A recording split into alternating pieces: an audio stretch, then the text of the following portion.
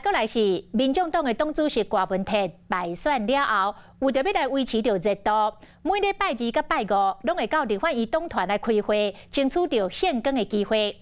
刷落来4月13，云林县的麦寮乡长要来补选，郭文哲嘛要为4月初5开始来 long stay， 也就是要去住伫遐，要替家己民众党的候选人全力来辅选。让你道歉，会道歉吗？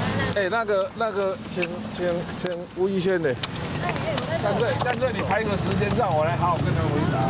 监视器事件，郭文哲互点名讲爱会室内袂卡起去，爱发言人另外排时间，好好啊讲。毋那是逐礼拜2届到立院的党团开会，后个月要进行的麦寮乡长补选，郭文哲嘛决定要提早落去。邱主席呢也会在前一周下去驻点，也希望能够拉抬候选人的声势。这一次的麦寮乡长补选的辅选方式呢，其实有一点像是总统大选的复刻版。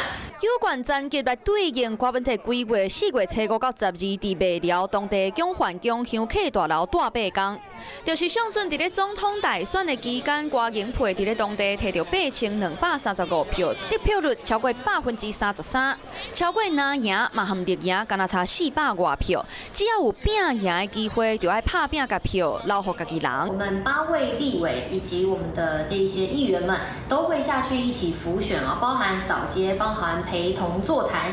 那是因为总统大选的表现袂歹，嘛是因为这届补选立赢无提名，让郭文哲看到机会。派出林义礼，伊捌伫咧2022年用无党籍参选，嘛伫咧地方经营真侪年，看袂了有真侪少年的外来人口想要争取少年人的支持。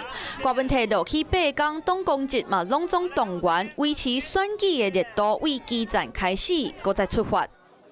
Hello， 大家好，我是林文。想要抢先掌握最及时的新闻资讯吗？赶快订阅、按赞、开启小铃铛，锁定华视新闻的 YouTube 频道。